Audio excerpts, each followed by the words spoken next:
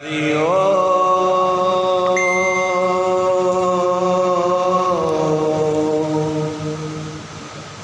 हरि ओम।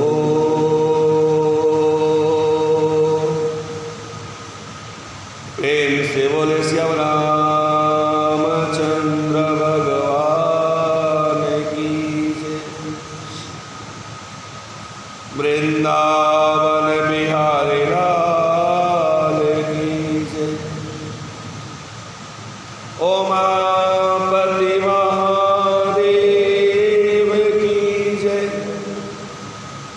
आदि शक्ति जगत्तारिणी मात की जय। श्री सत्य सनातन धर्म की जय। विघ्नेश्वराय वरदाय सुरप्रियाय लंबोदराय सकलाय जगद्धिताय नागाननाय स्वयज्ञविभूषिताय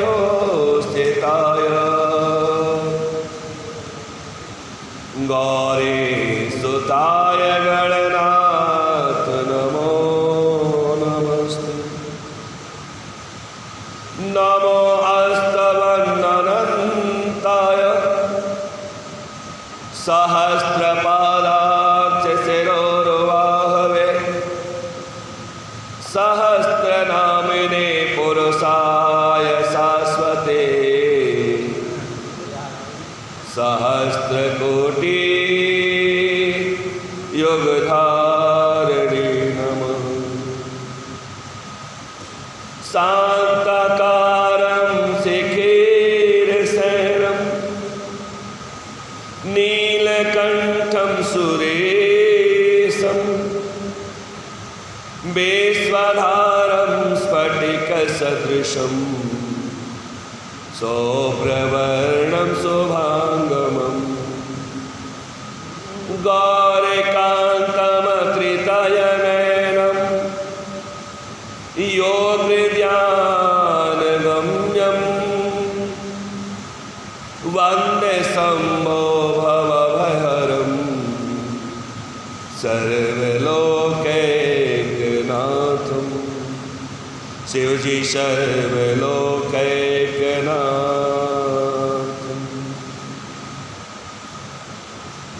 कात्यायनी महामाई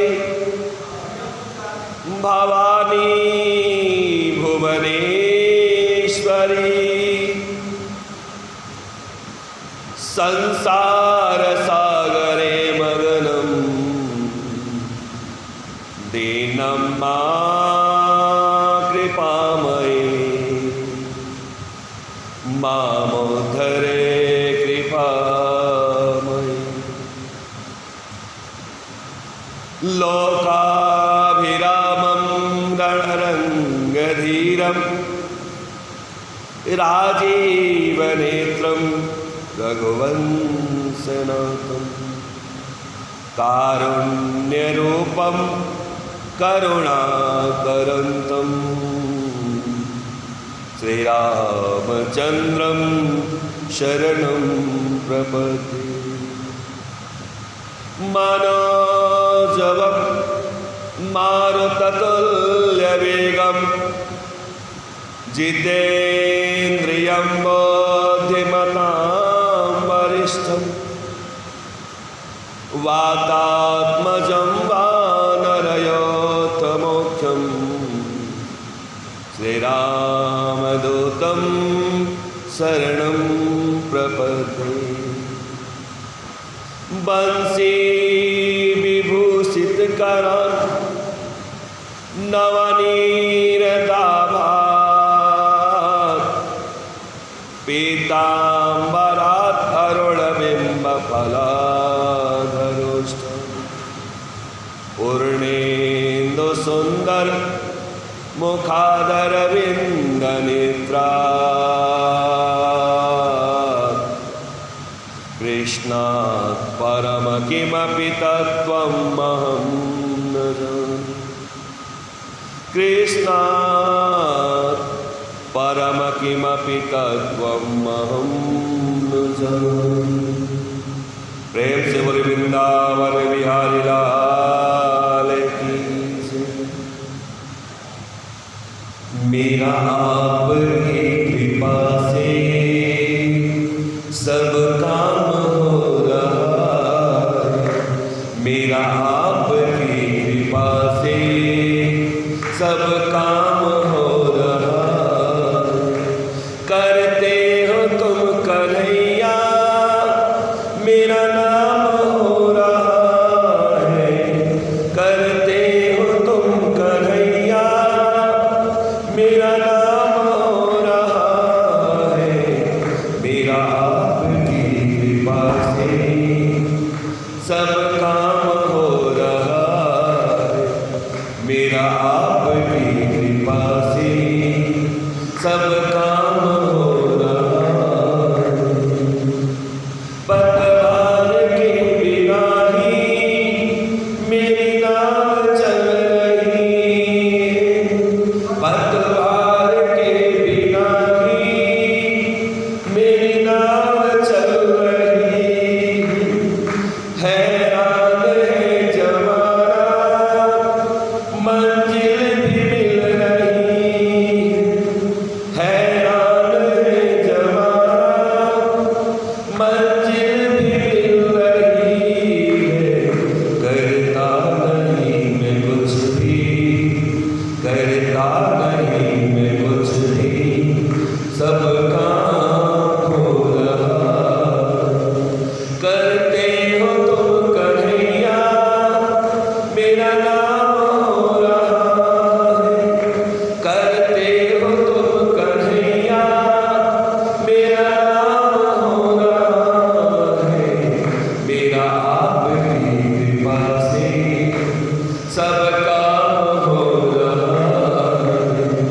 मेरा आपकी कृपा से सब काम हो रहा है। तुम साथ हो जो मेरे किस चीज की कमी है।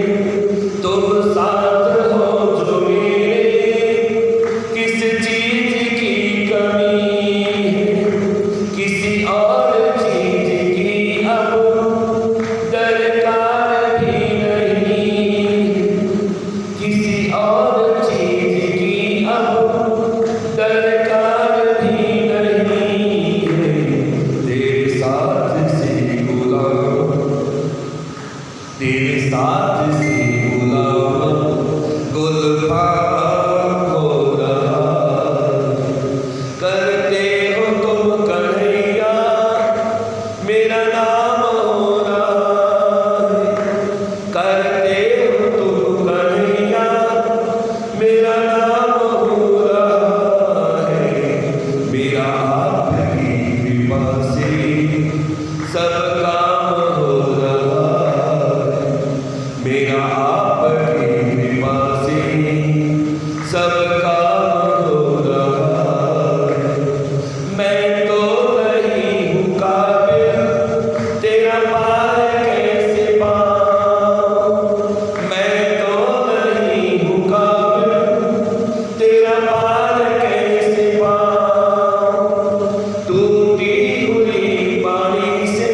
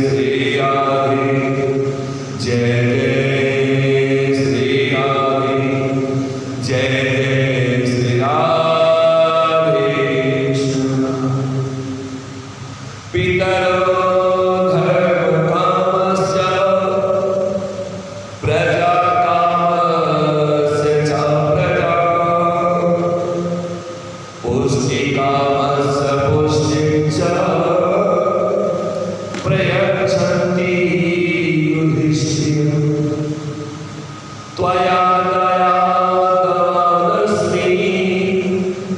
कृतार्थो अमोघचेत च सत्पुत्रेण त्वया पुत्रः धर्मज्ञेन विपस्थिता धर्मज्ञेन विपस्थिता। आज हरिवंश पुराण के हरिवंश पर्व के अंतर्गत श्राद्ध कर्म चर्चा करेंगे। जैसा कि हमने कहा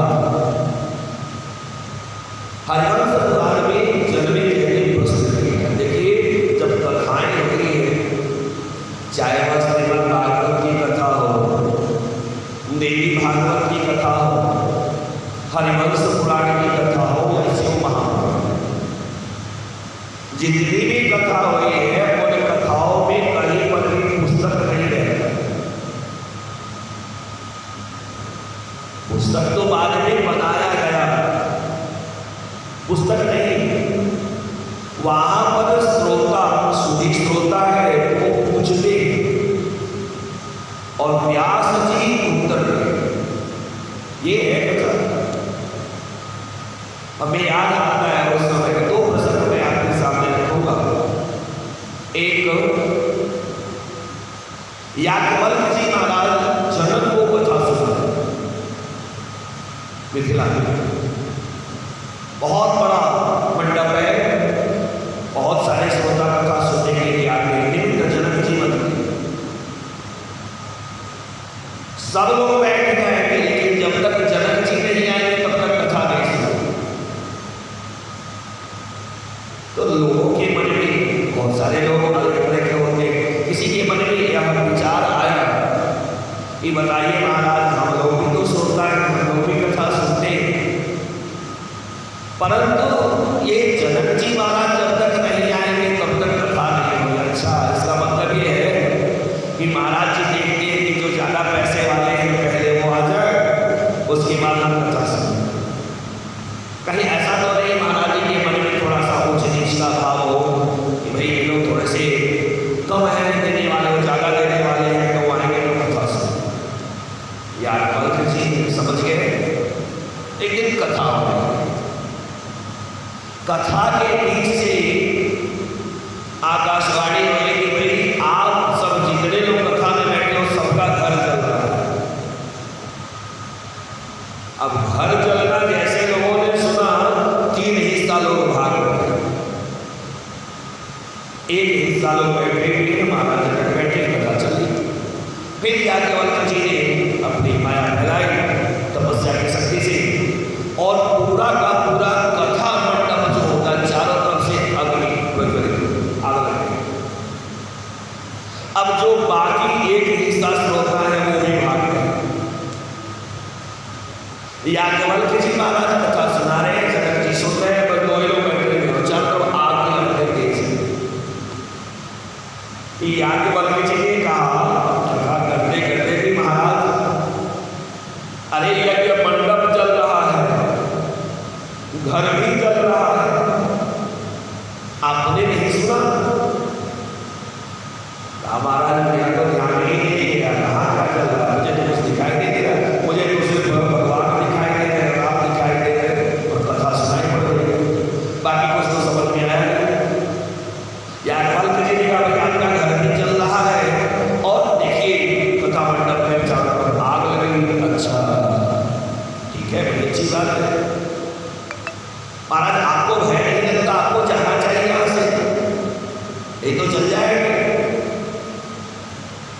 महाराज जनक कहते हैं जिन्होंने मां के गर्भ में हमारी रक्षा की थी, क्या वो इस कथा मंडप में हमारी रक्षा नहीं करेंगे? हमें अपने आप के बारे में सोचने की जरूरत कब होती है जब हमें भगवान पर विश्वास नहीं होता। हमारे साथ है रघुनाथ, हमें किस बात की चिंता, हमारे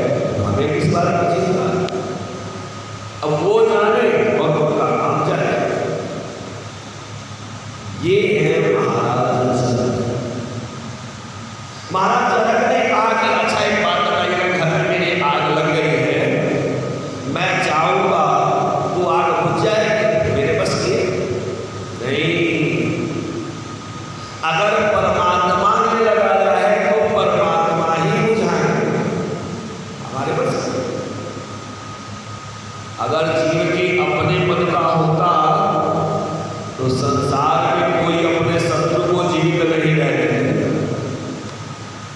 जीव का अगर अपने मन का होता तो संसार में कोई रंग नहीं होता, कोई बुद्धि नहीं होता, कोई पास नहीं होता, परंतु अपने मन का होता है क्या? तो जब हमारी कुछ चलने वाली ही नहीं तो मैं कथा को छोड़ के क्यों लोगों में कथा सुनता हूं? एक दूसरा, सुखदेव जी महाराज राजा परीक्षित को भागवत की कथा सुना। राजा परीक्षित के भी प्रश्न है और सुखदेव जी महाराज के उत्तर है। वही श्रीमद् भागवत की पुस्तक अलग से नहीं। तो जब कथा सुनाने लगे तो सुखदेव जी महाराज कहते राजन कई दिन हो गए न तुमने पानी पिया है ना ही फलहार किया है। अरे कुछ फलहार कर लो, जल्दी लो, उसके बाद कथा तो होती नहीं। राजा परीक्षित कहते हैं महाराज अब तो ना ही मन में जल की इच्छा है ना ही फल की इच्छा। कथा सुन के ही हृदय इतना आह्लादित हो गया है और किसी चीज की इच्छा नहीं है।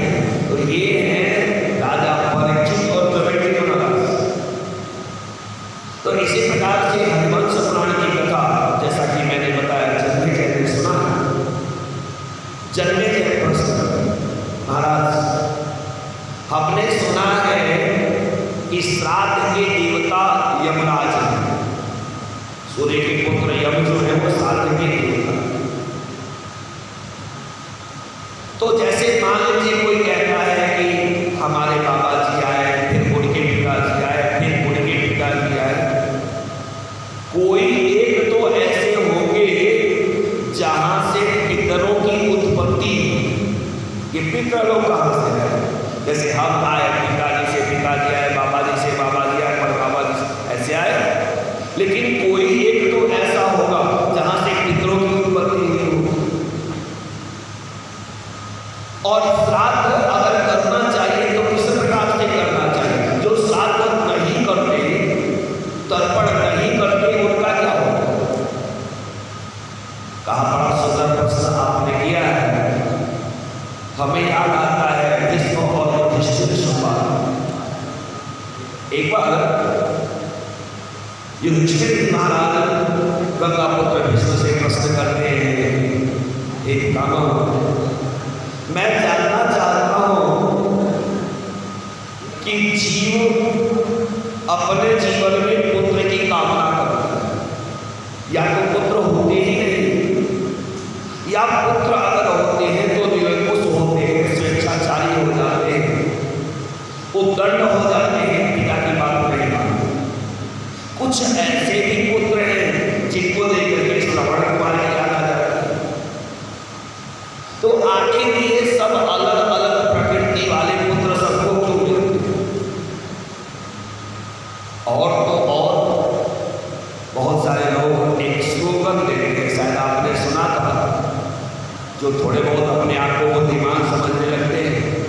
वो कहते हैं महाराज ऐसा है, जाति पाति तो जो है वो हमने बना लिया, भगवान ने को मानव बना करेंगे। जाति हमने बना, चलो ठीक है आपकी बात हम मान, लेकिन विचार करो, मैं ब्राह्मण हुआ, आप क्षत्रिय हो गए, कोई वैश्य हो गया, कोई शूद्र हो गया, ठीक। अब हमने बना दिया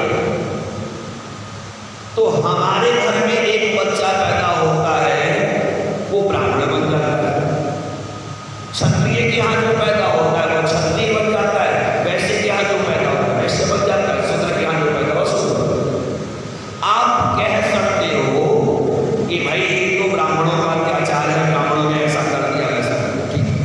परंतु सबसे पहली बात, जिस समय ये वर्ण व्यवस्थाएं बनाई गई तो जिन्होंने वर्ण व्यवस्था बनाया, ना वो ब्राह्मण थे, न क्षत्रिय थे, न वैश्य थे, न शूद्र थे, वो सबसे ऊपर। भाई बंटवारा कब करोगे? जब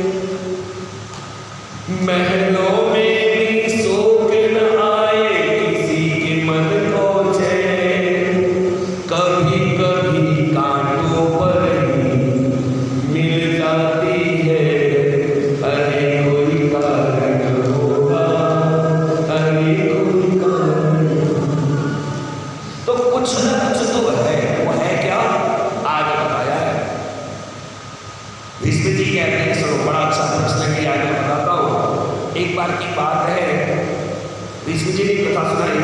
एक बार की बात है, जब पितृपक्ष में श्राद्ध करने का समय आया तो मैंने पिंड बनाया। पिंड बनाया और पिंड बनाने के बाद जब मैं पिंडदान करने लगा तो जहां पर मैंने पिंडदान कर रहा था वहां से धरती फटी और मेरे पिताजी का हाथ बाहर गया। जैसे पिताजी अपने जीवन काल में बाजूबंद पहनते थे, वही बाजूबंद, वही अंगुलियां, वही सुंदर हाथ निकले और हाथ ऐसा फैला हुआ है जैसे कि वो कह रहे हो कि मेरे हाथ पे पिंड डालो। आप लोगों ने एक कथा सुनी होगी, ये कहते हैं जब गया जी में पहले ऋषियों के हाथ बाहर निकलते थे, सीता माता ने पिंडदान किया था, भगवान श्री राम चले गए थे सामान लाने के लिए, तो उन्होंने बालू का पिंडदान कर सुना, उसमें हाथ बाहर निकला था। वो कथा कहाँ पर है ये तो मैं अभी खोज रहा हूँ, परंतु उस कथा के समर्थन में कथा ये है, वो दूसरी कथा है जिसमें भी विचार चल रहा है। तो इस प्रकार से शांतनु का हाथ, अब हाथ बाहर निकला तो भीष्म जी सोचने लगे क्या करूं, हाथ पे पिंडदान दे दूं, परंतु आज तक कभी भी कल्पसूत्र या किसी ग्रंथ में ऐसा विवरण नहीं आया कि किसी के हाथ पर पिंडदान होना चाहिए। पिंडदान अगर करते हैं तो पूसा बिछाया गया होता है, पूसा के ऊपर पिंडदान करते हैं। तो इसलिए उन्होंने पिताजी के हाथ में पिंडदान नहीं करके पूसा के ऊपर पिंडदान किया, और जब पूसा के ऊपर पिंडदान किया तो उस समय महाराज शांत लोग प्रकट हो गए। श्री कृष्णचंद्र भगवान की शांतनु ने कहा है धन्य हो, धन्य हो, धन्य। वास्तव में आपके सामने कौन है ये महत्वपूर्ण नहीं, महत्वपूर्ण यह है कि आप धर्म की रक्षा कैसे करें। जब भी कोई व्यक्ति धर्म की रक्षा करता है तो संसार में जितने पुण्यात्मा हैं, जितना उन्होंने पुण्य किया उसका चौथाई हिस्सा उसको मिल जाता है, जो धर्म की रक्षा करता है। और जो धर्म की रक्षा नहीं करता, संसार के जितने पापी हैं, जितना पाप करते हैं, उसका चौथाई हिस्सा भी उसको मिलता है जो धर्म की रक्षा नहीं करता। इसलिए कहते हैं धर्मो रक्षति, धर्म की रक्षा करोगे तो आपकी रक्षा अपने आप हो जाए। भगवान कहते हैं महाराज यथा चतुर्थ धर्मस्य रक्षिता लभते फलम् पापस्य हि तथा मूढः फलः प्राप्तो रक्षितः। अब तुमने धर्म की रक्षा की, अगर तुम मेरे हाथ में पिंडदान कर देते, यह सोच कर कि पिताजी का हाथ निकला है हाथ में दे देता हूं तो मुझे दुख हो, लेकिन तुमने धर्म की रक्षा की है, इसलिए मैं वरदान देता हूं कि जब तक तुम नहीं चाहोगे मृत्यु तुम्हें स्पर्श नहीं कर सकेंगे। आज से मैं तुम्हें इच्छा मृत्यु का, हम अलग अलग जगहों पर इस वरदान को सुनते हैं, परंतु हरिवंश पुराण के अनुसार वैशंपायन जी महाराज कहते हैं कि जब भी कोई पुत्र अपने पिता के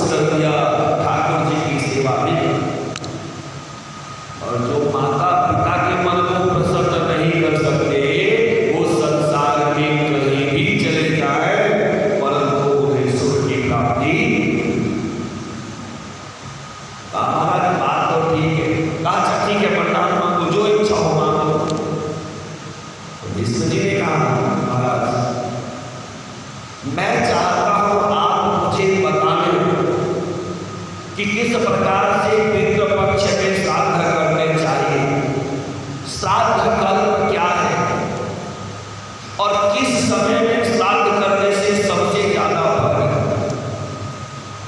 हमारे पितरों की उत्पत्ति कहां से हुई, कहां से आए और किस प्रकार से वह हमें संतुष्ट करते हैं। क्योंकि कई बार ऐसा होता है, जैसे मान लीजिए हमने अपने पिताजी की याद में कपड़े का दान किया तो पिताजी का शरीर तो जल गया, अब उनको कपड़ा मिलेगा तो पहनेंगे कैसे, तो वो बस किसको मिलता है। आपको अच्छे से समझा दूं, आपने कंप्यूटर देखा होगा, अभी तो लैपटॉप चलने लगा। कंप्यूटर के बहुत सारे पार्ट्स होते हैं लेकिन तीन प्रमुख होते हैं, एक कीबोर्ड, दूसरा सीपीयू और तीसरा मॉनिटर। अब इन तीनों का कार्य ठीक ऐसे ही हमारे जीवन का कार्य बिल्कुल एकदम, आप विषय से बिल्कुल नहीं भटक रहे। आप कीबोर्ड में जो टाइप करते हैं अपनी बात, उस बात को वो सीपीयू में जाता है, सेंट्रल प्रोसेस यूनिट। अब वहां जाके उसको मशीनी भाषा में बदलता है ना। आपने कहा को तो मॉनिटर में को आ गया, कैसे आ गया, मॉनिटर ने आपके क को समझा कैसे, तो बीच का जो माध्यम है सेंट्रल प्रोसेस यूनिट, वह भाषा परिवर्तित करके वहां पे को, यही चीज है। हमारे पिताजी चले गए, उसके बाद वहां पे किसी को रुकना नहीं है, वहां पे इनकमिंग आउटगोइंग दोनों फ्री रहते, गए आए।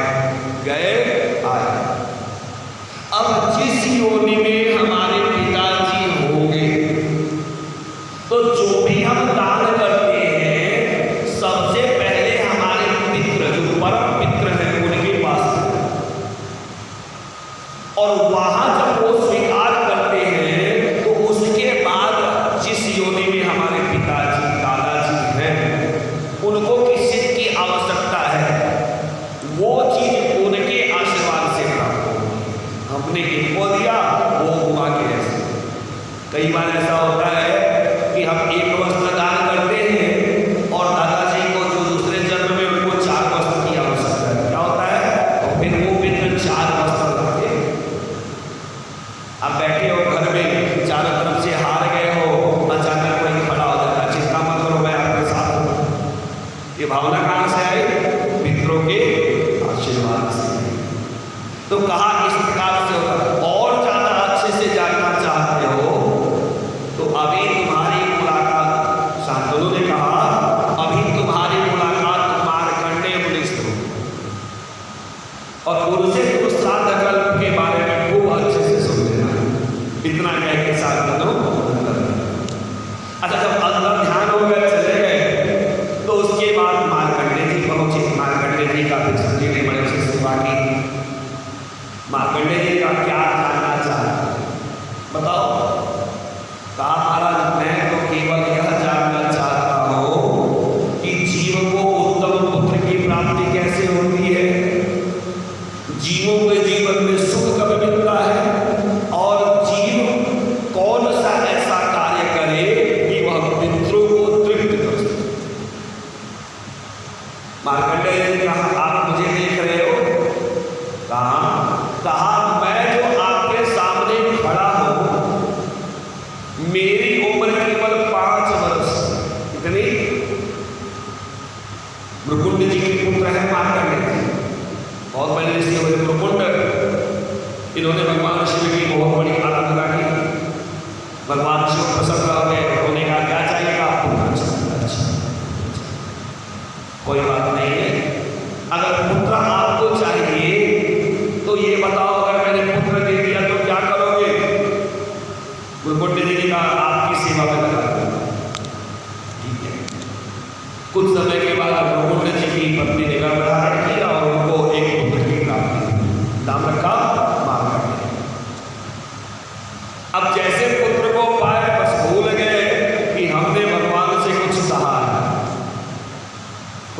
प्रतिज्ञा किया, भगवान के सामने बोल गए मेरा बेटा मेरा बेटा मेरा बेटा करके बोलने लगे। संजोग देखिए, जब 4 वर्ष और 6 महीने बीत गए, केवल 6 महीने बचे हुए, तो भगवान शिव की कृपा हुई और उस समय धर्मराज प्रकट हुए। धर्मराज प्रकट हुए संत के। ब्रह्मण्ड जी ने देखा, बड़े आदर से बिठाया, कहा महाराज इस बच्चे की तरह भाग्य के बारे में बताइए, कैसा होगा ये बच्चा। तो धर्मराज तो सब जानते थे, उन्होंने कहा महाराज इनकी उम्र केवल 6 महीने से। अब तो ऐसा वज्रपात हुआ कुंडली के ऊपर, गिरे धरती पर निश्चेष्ट हो गए। कुछ देर के बाद जब चेतना आई, कहा महाराज अरे ये क्या हो गया, मैंने तो परमात्मा से ऐसे पुत्र की कामना की थी जिसकी कभी मृत्यु ही ना हो, और इसकी केवल 6 महीने आयु बची। कहा 5 वर्ष की आयु की, 4.5 वर्ष निकल गए, 6 महीने बचे। अब इनको तो क्या करें। तो मार्कंडेय जी बचपन से इनका नियम था कि पिताजी की बड़ी सेवा, बहुत सेवा। तो पिताजी की सेवा कर रहे हैं रात को और उनके आंख से आंसू गिर रहा है। क्या हुआ पिताजी? ऐसे पुत्र का जीवन धिक्कार है कि उसके सामने पिता की आंख में आंसू आ जाए या पिता उदास होगा, धिक्कार है। बताइए क्यों ऐसा हो रहा है। कहा पुत्र क्या बताओ, 6 महीने तुम्हारी आयु बताइए, क्या हम करें ऐसा समझ में नहीं आता। कहा पिताजी आप चिंता न करें, अगर मैंने सच्चे मन से आपकी सेवा की है और मेरे पास मित्र भक्ति का आशीर्वाद है तो फिर मेरी मृत्यु नहीं होगी, रास्ता कहीं नहीं बनेगा। ब्रह्मण्ड ने कहा बेटा एक काम करो, और तो कुछ हम नहीं कर सकते, लेकिन कल सुबह से आप दरवाजे में खड़े हो जाए और जो मिले उसी को प्रणाम करो। ये मत देखना कि कौन है कौन नहीं, ब्राह्मण है, क्षत्रिय है, वैश्य है, शूद्र है, कौन है क्या, कुछ नहीं, जो मिले उन्हीं को प्रणाम करो। कहा महाराज से कल्याण हो जाएगा। अच्छा करो, देखते। मार्कंडेय जी खड़े हो गए, जो भी जाता रास्ते से प्रणाम करते रहे। सुबह से करते करते तीसरा प्रहर हो गया। और आप जानते हैं नित्य चत्वारि वर्धन्ति आयुर्विद्या यशो बलम। अगर आप अपने से बड़े को प्रणाम करते, प्रणाम का मतलब दूर से प्रणाम नहीं होता है, पाँव छू के प्रणाम करते हैं, तो 4 चीजें आपको मिलती है। आशीर्वाद क्या है, और से आयु मिलता है, 100 से शौर्य मिलता है, वो से विद्या मिलता है, 2 से दीप्ति का तेज मिलता है। ये 4 चीजें मिल जाए। अब ये प्रणाम करते रहे। संयोग से चौथा प्रहर जब प्रारंभ हुआ तो सप्तऋषि लोग आ रहे। तो जब सप्तऋषि लोग आए तो जैसे बच्चे की आदत है, सप्तऋषि के पैर पे ऐसे सप्तऋषि को उठाया और उठाने के बाद मैंने आयुष्मान भव और देखने नहीं का 7 देखा। तो एक के आयुष्मान भव का मतलब है 1000, 7 देखा कितना हो गया। अब जब देखा ललाट देखा, अरे बाप, 6 महीने ही आयु बची हुई और मुख से हमारा निकल गया आयुष्मान भव।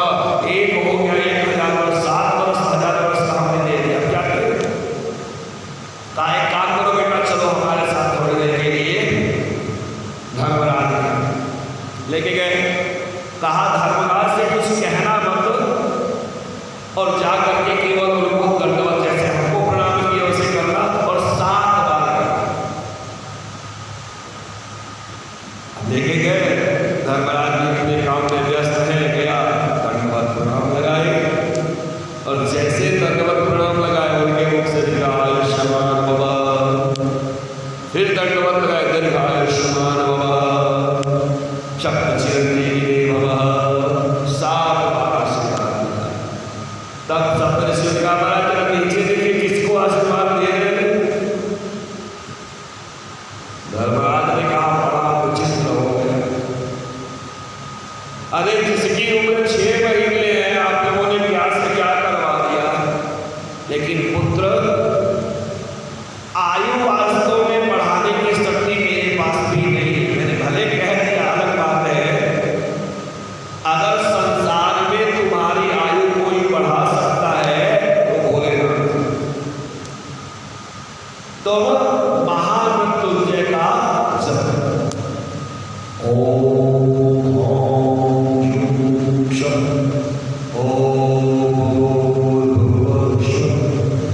त्र्यंबकं यजामहे सुगन्धिं पुष्टिवर्धनम् उर्वारुकमिव बन्धनान् मृत्युमुच्येयमामृतम्।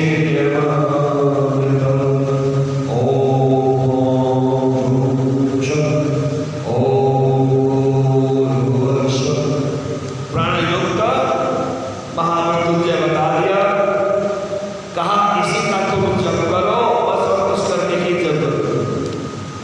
चले आए और महामृत्युंजय का जप करना शुरू किया। करते करते करते करते करते करते एक समय ऐसा आता है जब काल प्रकट हो। काल प्रकट हुए, और जब काल प्रकट हुए, काल ने कहा चल समय हो गया। मार्कंडेय जी ने शिवलिंग को पकड़ लिया, चिपक गए, अब लेके जाओ। काल सोच रहे हैं कि ये छोड़े तो मैं लेके जाऊं, वो काहे को छोड़ने वाले, वो जो चिपके हुए हैं पकड़ के हिल रहे हैं। अंत में काल ने सोचा ये समय बीतता चला जा रहा है, समय बीत गया तो अनर्थ हो जाएगा, तो उन्होंने अपना पास चलाया, और जैसे पास चलाया वैसे भोलेनाथ प्रकट हो गए।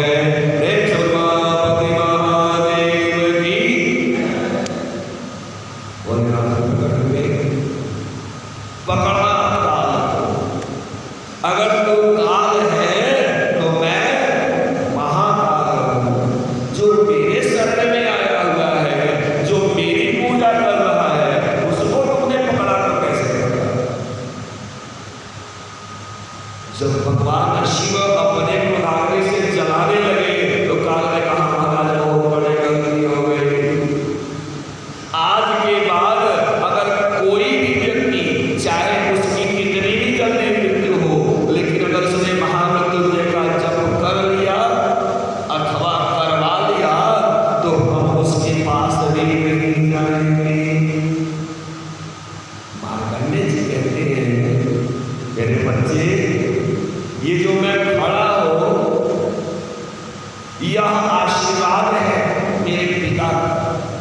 अंत में भोलेनाथ ने मार्कंडेय जी को आशीर्वाद दिया कि जब तक संसार रहेगा तब तक आप रहोगे, आप अमर रहोगे। और क्या जानना चाहते? कहा महाराज मैं ये जानना चाहता हूं कि पितृ लोग आए कैसे, सबसे पहले पितृ कौन? कहा देखिए ऐसा है, ब्रह्मा जी ने सबसे पहले देवताओं को प्रकट किया। तो देवताओं को प्रकट इसलिए किया कि ये लोग हमारी पूजा करें। अब देवता लोग ब्रह्मा जी की पूजा भूल गए और अपनी पूजा करवाने लगे। ये ठीक ऐसे है जैसे जीव स्वयं किसी को सम्मान देना नहीं चाहता, लेकिन बदले में स्वयं सम्मान पाना चाहता। तो बताइए ऐसा व्यक्ति कितने देर तक सम्मानित हो सकता है? जबरदस्ती डंडे के जोर पर किसी से आप सम्मान प्राप्त कर सकते हैं? भय से सम्मान नहीं मिलता, प्रेम से सम्मान मिलता। तो देवताओं ने अपनी पूजा करवानी शुरू कर दी। परिणाम ये हुआ कि अपनी शक्तियों को खो बैठे, इनका पतन हो। अब धरती से कोई भी यज्ञ का भाग पहुंचे देवताओं को मिले ही नहीं, जो भी भविष्य है चरु है कुछ भी मिले ही नहीं। देवता लोग परेशान हो गए, क्या करें? तो ब्रह्मा जी के पास, हे पितामह, पता नहीं कौन सी ऐसी मुसीबत आ गई, हम लोगों का पतन होता चला जा रहा है। ब्रह्मा जी ने कहा, अब तक तो आपको हमारे ध्यान नहीं आए, मैंने सृष्टि की थी कि आप लोग संसार को बताओगे कि पूजा कैसे की जाती है, और आप लोग मेरी पूजा छोड़ के अपनी पूजा करवाने के चक्कर में लग गए, आपका पतन तो होना ही है। ऐसी एक कथा किस पर फिर बैठ के आते, कुछ तथाकथित धर्म गुरुओं पर, जिनको भगवान की कृपा से, ठाकुर जी की कृपा से यह अधिकार मिला कि संसार में प्रसिद्धि प्राप्त। अब प्रसिद्धि प्राप्त करने के बाद ठाकुर जी को छोड़ के अपनी ही पूजा करवा दें, तो उनका पतन होगा कि नहीं? हम कितने भी बड़े हो जाए लेकिन ठाकुर जी की सत्ता प्राप्त कर सकते हैं। अब हम ये कहें कि नहीं नहीं भाई हमारी ही पूजा कर लो, समझ लो सबकी पूजा हो गई, तो वही पे हमारा पतन हो जाए।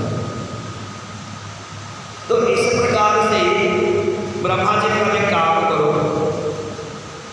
जिसकी रचना तुमने की उनसे जाकर के पूछो कि कैसे तुम्हारा उद्धार हो। अब देवता लोग अपने पुत्रों के पास पहुंचे, हम कौन है? उनके पुत्र ही तो पहुंचे और कुछ कहे, उससे पहले ही पितरों ने कहा, आओ पुत्रों हमारे पास बैठो। इससे बड़ा अपमान कुछ हो सकता है? जो हमारा पुत्र है और वह हमको पुत्र कहे, इससे बड़ा हमारा अपमान कुछ हो सकता है क्या? नहीं हो सकता। यही हुआ। अब चूंकि मनुष्यों ने उन्हें पुत्र कहा, इसलिए वे पितृ हो गए। देवता लोग बैठ गए नीचे, कहा महाराज बताओ हमारा उद्धार कैसे होगा, हम अपने स्वरूप को कैसे प्राप्त करेंगे? कहा याद रखिए, मनुष्यों ने कहा याद रखिए, संसार में जो दूसरे की पूजा करता है उसकी पूजा अपने आप होती है, उसको कहने की आवश्यकता नहीं पड़ती। जो दूसरे का सम्मान करता है उसका सम्मान अपने आप होता रहता है, कहने की आवश्यकता नहीं पड़ती। परंतु जो दूसरे का सम्मान नहीं करता, चाहे वह कितना भी प्रयत्न कर ले, अपना सम्मान नहीं करवा सकता। ब्रह्मा जी प्रकट हुए, ब्रह्मा जी का देवताओं आप अपने स्वरूप का ध्यान कर लो, आप अपने वास्तविक स्वरूप में आ जाओगे। देवताओं ने ध्यान दिया। ब्रह्मा जी से पितरों ने कहा हम हैं कौन? कहा ऐसा है ये देवता है, इन्होंने तुम्हारे शरीर की रचना की, तो शरीर की रचना करने के बावजूद तुम लोग पितृ हो और ये देवता हो। इनको देवलोक की प्राप्ति होगी जो नीचे है, और तुमको पितृलोक की प्राप्ति होगी जो सबसे ऊपर है। तो 7 प्रकार के पितृ, 3 हैं जो अदृश्य रहते हैं, 4 हैं जो यदा कदा दिखाई देते हैं। इन 7 पितरों की हम पूजा तर्पण करते हैं। अच्छा, आप लोगों में से कुछ लोग हैं जो पितृपक्ष में तर्पण करते हैं, सुना है? तर्पण करते हैं, पानी वगैरह देते हो, पितरों को पानी देते हैं। सबसे पहले किसको पानी देते हैं? बोलो क्या देते हैं? सबसे पहले पानी जो दिया जाता है वह दिया जाता है देव, उसके बाद दिया जाता है ऋषियों को उत्तराधिकार, उसके बाद दिया जाता है दिव्य पितरों को, और तब उसके बाद नंबर आता है दक्षिणाभिमुख अपने। ये नियम है। कुछ लोग कहते हैं कि स्त्री का तर्पण स्त्री करे और पुरुष का तर्पण पुरुष करे, परंतु शास्त्र इस बात को स्वीकार नहीं।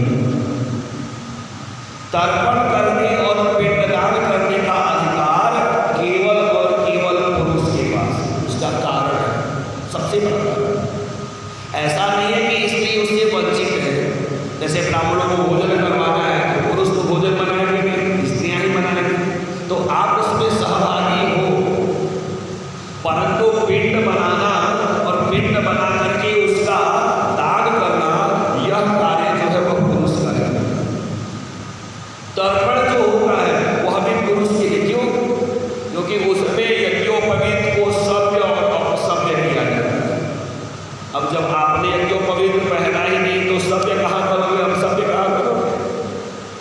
इसीलिए तर्पण चाहे माता का हो, चाहे पिता का हो, चाहे पितरों का हो, चाहे नाना नानी का, सबका पुरुषों को ही करना चाहिए। तो 7 जो हमारे सबसे पहले पूर्वज आए उनका नाम बड़ा सुंदर सा है, मैंने लिख के रखा आपको बताने के लिए। ये पूर्वजों के नाम हमें अवश्य जानने चाहिए। कहा सबसे पहले सनातन लोग, वहां पे है सोमपा, उसके बाद है सोमपद, वहां के है अग्निश्वार, उसके बाद तीसरा लोग है जिसको कहते हैं ब्राज, उसके है महेखर। ये 3 मित्र आपको दिख गए। उसके बाद होते हैं हव्यवाहन, कव्यवाहन, ये सारे लोग मित्र हैं। इसमें कुछ मित्रों की कन्या हमारे जीवन में आई जो दिखाई देती। सोमपा की कन्या हुई जिनका नाम, मानसी कन्या, मन से उत्पन्न हुई, जिनका नाम था मैना। मैना देवी ने 3 पुत्रियों को जन्म दिया। एक का नाम है अपर्णा, दूसरे का नाम है एकपर्णा और तीसरे का नाम है पाटलावती। हम लोग सोचते हैं खाली पार्वती जी अकेली बहन पैदा होती है, ऐसा नहीं है। कहा जो एक पर्णा है वह केवल एक पत्ते खाकर के रह जाए, एक पत्ता खाली खाएगी। तो उनका विवाह जो है जैगिसव्य के साथ होगा। जो एक पाटला है उनका विवाह मेघातिथि के साथ हुआ और जो अपर्णा है वो कुछ नहीं किया, सब कुछ छोड़ दिया और तपस्या करनी शुरू कर दी भोलेनाथ की। तो माँ ने कहा कोई माँ अरे मत कर। कोई माँ का क्या होता है, अरे मत कर, इतना कोमल शरीर है, इतना कोमल स्वरूप है और तू शिव जी की तपस्या कर रही बिना कुछ खाए पिए। तो माँ ने जब कहा कोई माँ, तो उनका नाम हो गया उमा। भगवान शिव का वर्ण किया और ये तीनों मानसी कन्या है। तो पहले का नाम पड़ा मैना, दूसरे का नाम है अच्छोदा, जो दूसरे मित्र है उनकी पुत्री है, उसका नाम है अच्छोदा जो अग्निश्वार की पुत्री। आप कहेंगे अच्छोदा कौन है, वही बाद में सत्यवती बनी। अत्रिका अप्सरा श्रापवश मछली के रूप में है और उसी मछली के गर्भ से अक्षोदा का जन्म होता है। बाद में वही सत्यवती बनती है जिनका विवाह शांतनु के साथ होता है और जिनके पुत्र। तीसरी कन्या है जिसका नाम है पीपरी। इनका विवाह सुखदेव जी के साथ होता है। एकदम सत्य है, 16 भाग सत्य। सुखदेव जी ने अंत में विवाह किया था, गृहस्थ धर्म स्वीकार किया था और विवाह करने के बाद पीपरी नाम की कन्या से विवाह किया और 4 पुत्र हुए। गौर प्रभु, महाप्रभु, कृष्ण और एक और कोई है, 4 पुत्र हुए और 2 कन्या भी हुई। उसके बाद तब जाते हैं श्रीमद् भागवत में सब कुछ छोड़ छाड़ के जब जा रहे होते हैं तो व्यास जी पीछे पीछे हाथ पुत्र करते हैं। तो इस प्रकार से मित्रों से संसार आगे बढ़ा। ये सनातन मित्र है। कहा युधिष्ठिर ने महाराज श्राद्ध का समय क्या हो, कैसे श्राद्ध करना चाहिए। कहा श्राद्ध में सबसे पहले अगर आपके पास शक्ति सामर्थ्य है तो याद रखिए श्राद्ध का मतलब है श्रद्धा सहित भगवान की पूजा करनी है, ठाकुर जी की पूजा करनी है ना, उसमें खाली भावना रहे तो ही काम चल जाता है। मंत्र पढ़ो नहीं पढ़ो काम चल जाता है, परंतु श्राद्ध में नहीं चलता। पितृ जो होते हैं देवता देवता होते हैं भावना आदि, और पितृ होते हैं मंत्र आदि। अगर श्राद्ध कर्म में एक भी मंत्र उल्टा सीधा होगा तो उसका फल कुफल में बदल। जब आपके मन में श्रद्धा उत्पन्न होती है तभी आप साधन करें। अगर भगवान ने सामर्थ्य दिया है तो चांदी के पात्र में श्राद्ध करना चाहिए। श्राद्ध का समय होता है कुतुब बेला, यानी तीसरे प्रहर, दोपहर के जस्ट का। उस समय आपको पिंडदान करना चाहिए, तर्पण करना चाहिए। जिसके भी निमित्त आप कर रहे हो कम से कम एक वस्त्र का दान अवश्य करना चाहिए, और तब ब्राह्मण को भोजन करवाइए तो भी आपके पास यह नियम।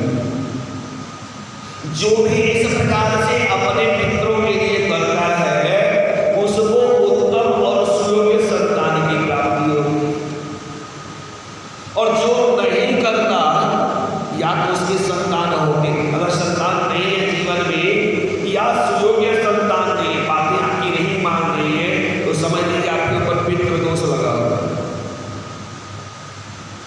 जो माता पिता की सेवा नहीं करता, जीते जी मरने के बाद अंत्येष्टि कर्म नहीं करता, आप ये मत सोचो हम सब जीत लिए, हमको तो संतान भी हो गई, सारी चीजें है। वो संतान हो जरूर गई, परंतु आपको उससे सुख मिलने वाला। जैसा आप अपने माता पिता के साथ करोगे, अगर अच्छा किया तो ज्यादा नहीं, जितना किया है उतना तो मिलेगा, लेकिन अगर बुरा किया तो जितना आपने किया उसका 10 गुना सूद सहित आपको मिलने वाला है। इसलिए कहा मार्कंडेय जी ने, मेरे बच्चे याद रखना, माता पिता का जो प्रेम होता है वह अपने आप में अलौकिक है। पति अपने पत्नी को पैसा देता है, हो सकता है कभी हिसाब मांग ले, कह दे, परंतु माता पिता जो अपने बच्चों के ऊपर उपकार करते हैं उसका कोई हिसाब नहीं होता।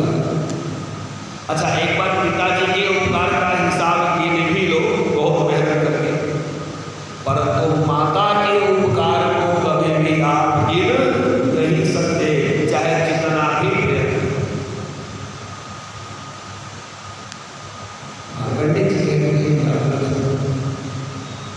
संसार में सब कुछ मिल सकता है, परंतु माता और पिता का प्रेम नहीं।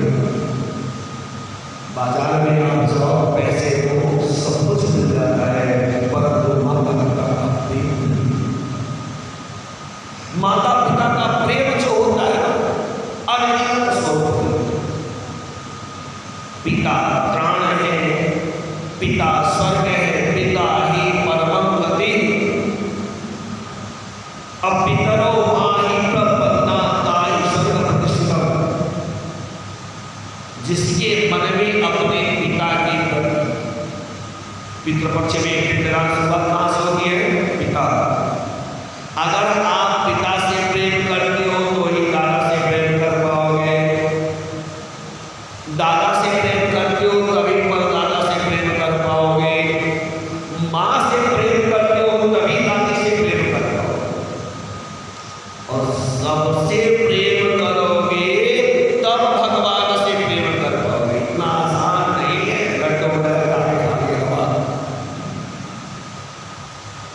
शुरुआत आपको करनी, ये कहना बड़ा आसान है भैया, हम तो यहाँ कर लेंगे, हम तो वहाँ कर लेंगे।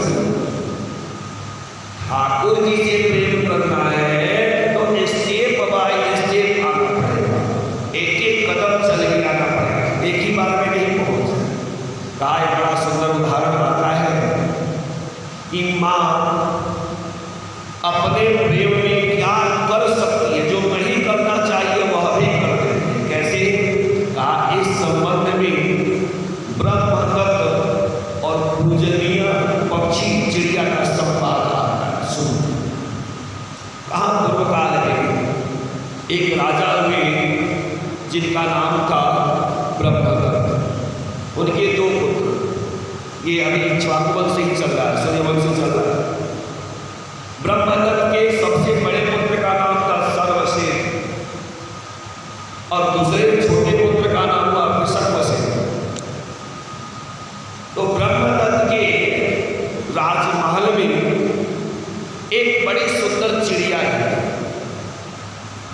चिड़िया को ब्रह्मदत्त ने ही पाला, बड़ी सुंदर चिड़िया, पूरा शरीर लाल, पैर भूरा, होठ काले, बड़ा सुंदर दिखाई देता है। और चिड़िया और ब्रह्मदत्त का आपस में बड़ा प्रेम है। कुछ भी अगर चिड़िया को अच्छा मिलता है तो ब्रह्मदत्त के लिए लेके आते, कहीं से गई कोई फल मिला लेके, ब्रह्मदत्त को भी कुछ अच्छा मिलता है तो भी लेके आ करते हैं कि अब चिड़िया है उसको दे दी, ऐसे भी करें।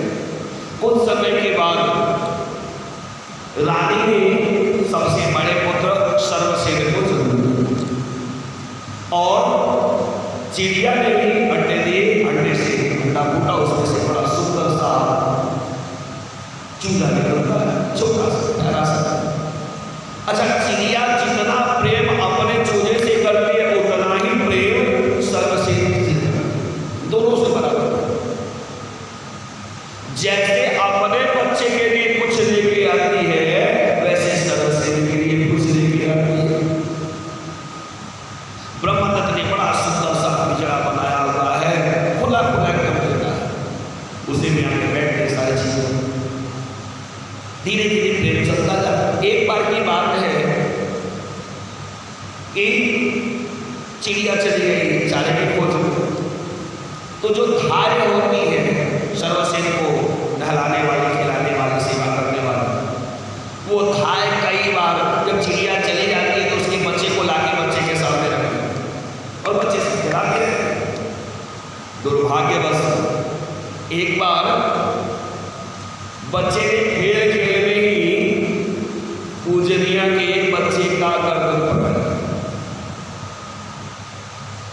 अब धाय ने बहुत प्रयत्न किया छुड़ाने का, लेकिन छुड़ा नहीं पाई, बच्चे की पकड़ बड़ी मजबूत थी और छूटा तब जब पूजनिया के बच्चा मर गया। राजा ने देखा, राजा बड़े उदास, पूजनिया के बच्चे का शरीर पार्थिव शरीर पड़ा हुआ। पूजनिया उड़ते उड़ते आई, दो फल लेके आई, एक सर्वसेन के लिए लेके आई है और एक अपने बच्चे। पूजनिया ने देखा अपने बच्चे को निर्जीव पड़ा हुआ है, हमें लगता है कि केवल हम ही अपने बच्चे के लिए रोते हैं, ऐसा नहीं। चाहे पशु हो, पक्षी हो, यहाँ तक कि वनस्पति भी अपने संतति के लिए रोते हैं। अब यह बात और है कि हम उसको समझ नहीं पाते। जो लोग अपने जीवा तृप्ति के लिए दूसरे के शरीर को मार करके ग्रहण करते हैं, मेरा विचार करें कि कौन से पाप का उसको दंड दिया जा रहा है। बकरी का बच्चा जो होता है वह कभी किसी को गाली देता है, कभी किसी का धन चुराता है, परंतु फिर भी अपनी जीवा तृप्ति का साधन समझ करके लोग उसको भी मार देते। कितना सुंदर किसी ने संजोग दिखाया कि बकरी पाती खात है, ताकर काढ़ी खाल। बकरी आप देखिए, अगर उसको पत्ते को खाना होता है तो सीधे नहीं खाती, रोज रोज के खाती है ना। कहते हैं बकरी के लिए जिस पौधे को एक बार छू दिया, खा लिया, फिर वो पौधा कभी पनपता नहीं, क्यों? रोज के खाती। तो उसने पत्ते को नोचा है, बकरी पाती खात है, ताकर काढ़ी खाल। मरने के बाद उसके पैर को तोड़ के उसके चमड़े को नोचा, क्यों? उसने पत्ते को नोचा। और जो नर बकरी खात है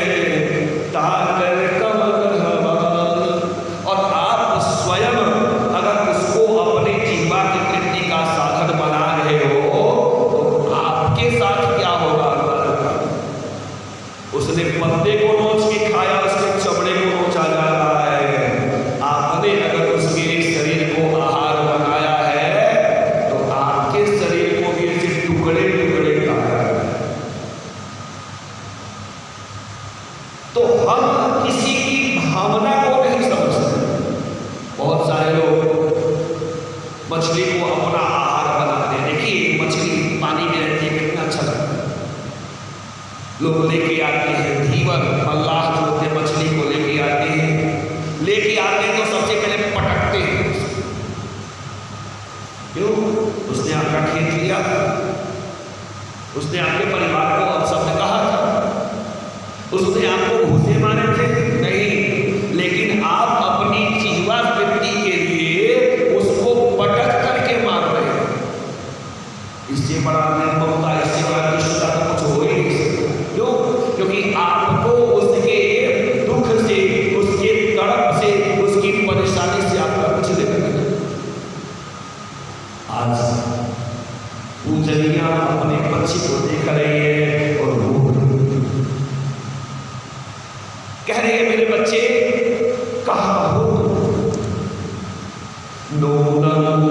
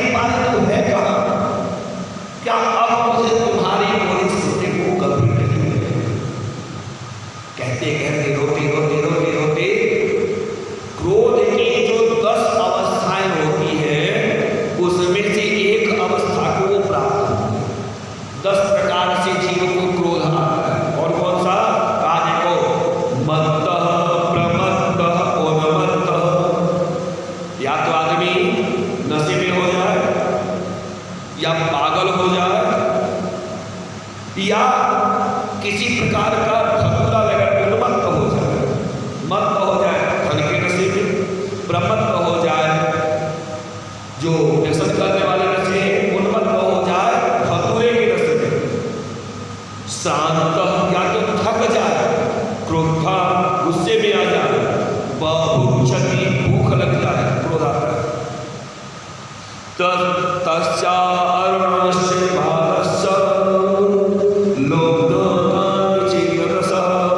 या पति पत्नी का आपस में प्रेम होता रहे, उस समय कोई जाके रोक देवे, भीरू डर जाते, या लालचवश हो जाए तो क्रोध आता है।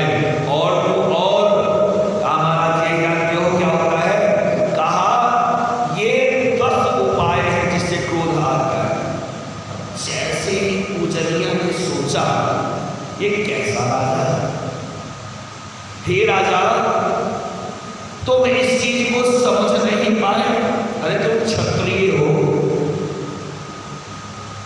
जो अपने छत्र के नीचे त्राण करता है वो क्षत्रिय है, जो उसके शरण में आ जाए उसकी रक्षा करता है वो क्षत्रिय है। तुम समझ नहीं पाए।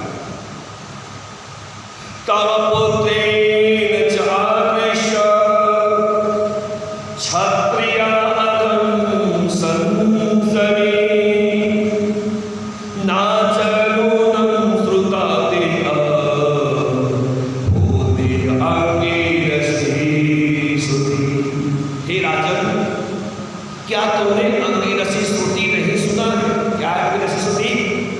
कहा शरणागत क्षुद्धार्थस्य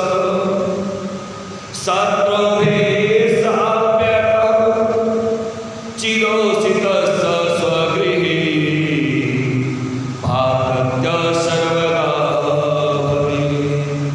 महाराज जो भूखा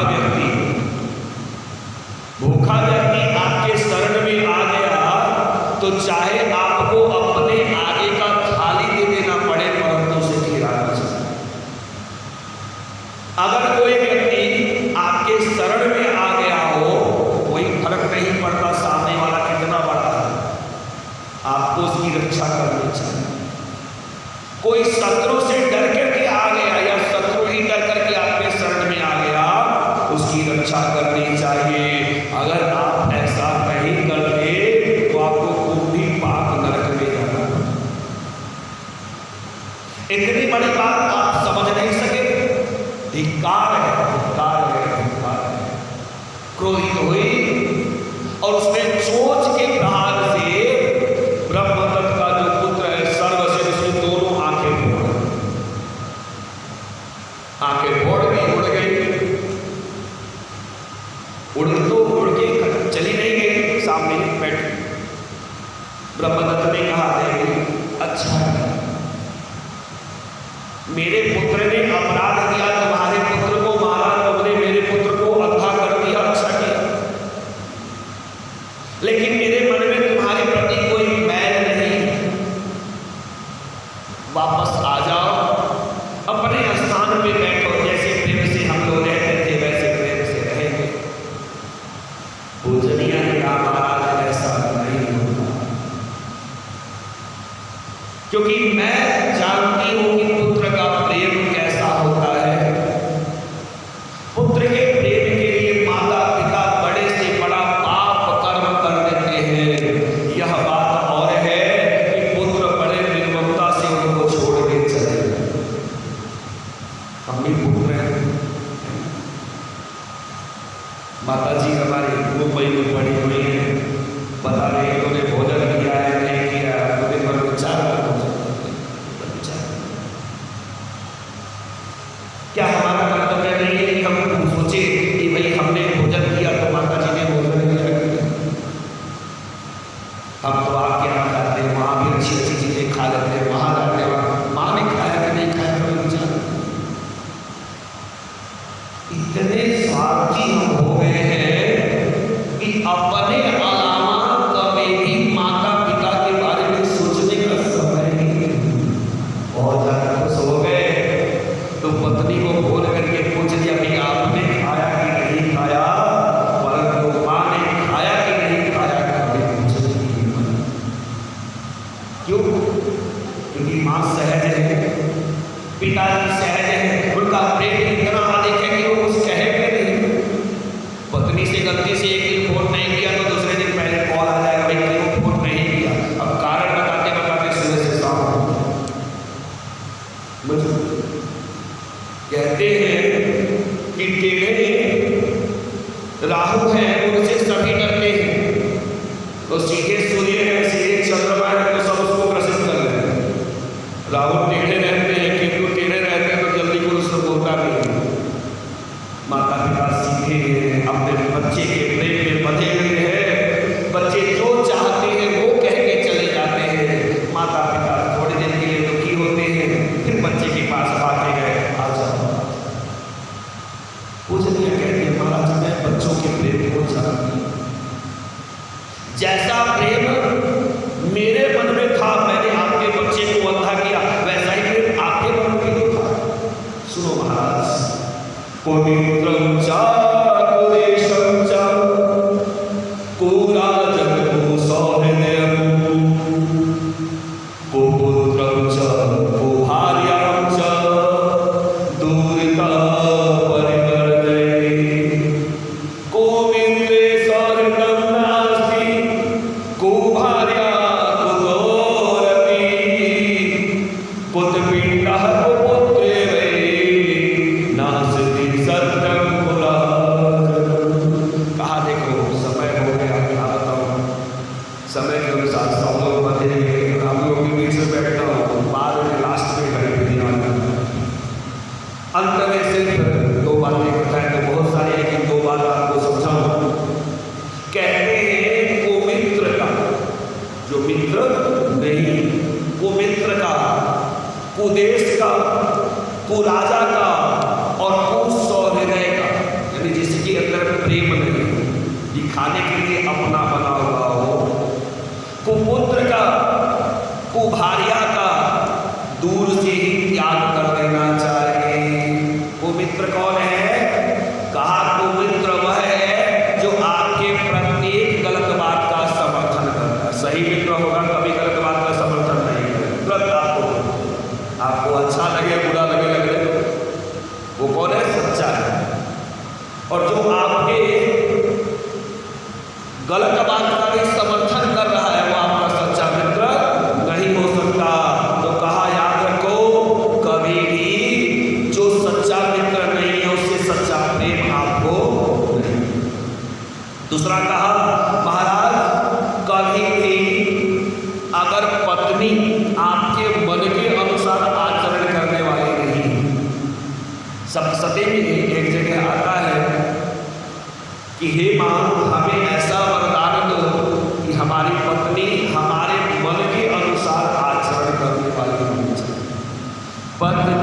मनोरमा देहि मनोनीता अनुसारिणी तारिणी दुर्ग संसार सागर सगुणोद्भव।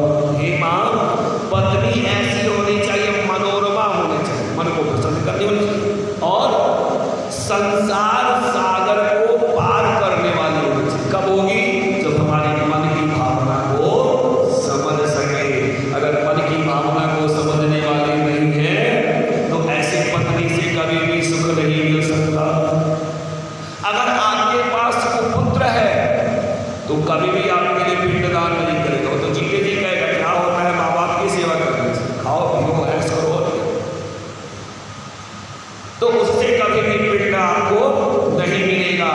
और तो और अगर राजा धर्मनिष्ठ नहीं है तो उस राजा का त्याग कर लेना चाहिए, नहीं तो आपके प्राण भी नहीं बचेंगे। प्रेम से बोलो वृंदावन बिहारी लाल की। अब कल से हम लोग चंद्रवंश के ऊपर विचार करेंगे, जहां से भगवान श्री कृष्ण प्रकट हुए हैं और कैसे प्रकट हुए, चंद्रवंश की उत्पत्ति कहां से हुई, उसके ऊपर कल विचार करेंगे। प्रेम से बोलो वृंदावन बिहारी लाल की। कोई कहे गोविंदा, कोई गोपाला, कोई कहे कोई कहे गोविंदा, कोई गोपाला, कोई कहे मैं तो कहूँ सांवरिया बांसुरिया वाला, मैं तो कहूँ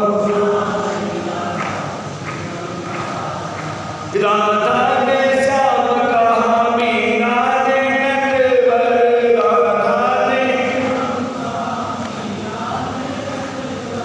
राधा ने श्याम कहा, मीरा ने नटवर, राधा ने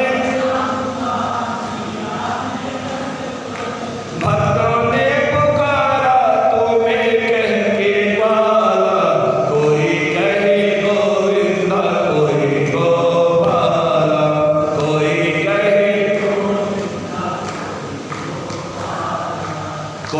कहे गोविंदा, कोई गोपाला, कोई कहे मैं तो कहूँ सांवरिया बांसुरिया वाला, मैं तो कहूँ गोविंद बोलो हरि गोपाल बोलो, गोविंद गोविंद बोलो हरि गोपाल बोलो, गोविंद राधा रमण हरि गोविंद बोलो, राधा रमण हरि। यशोदा जी कहती थी तुमको कन्हैया, यशोदा जी दाऊ जी कहते थे तुमको है भैया, दाऊ जी कहते थे तुमको है। कोई कहे गोविंदा, कोई गोपाला,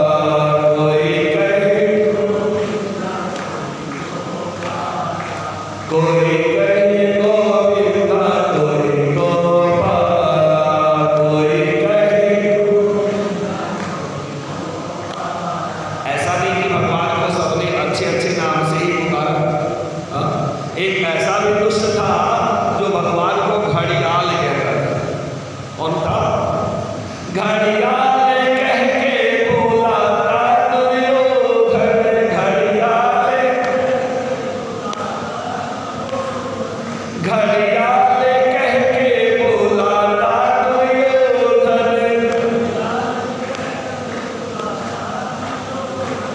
जल जल के कहता था, जल जल के कहता था तुमको है काला, कोई कहे गोविंदा, कोई गोपाला, कोई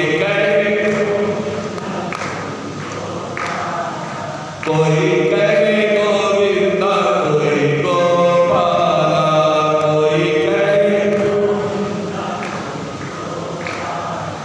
अर्जुन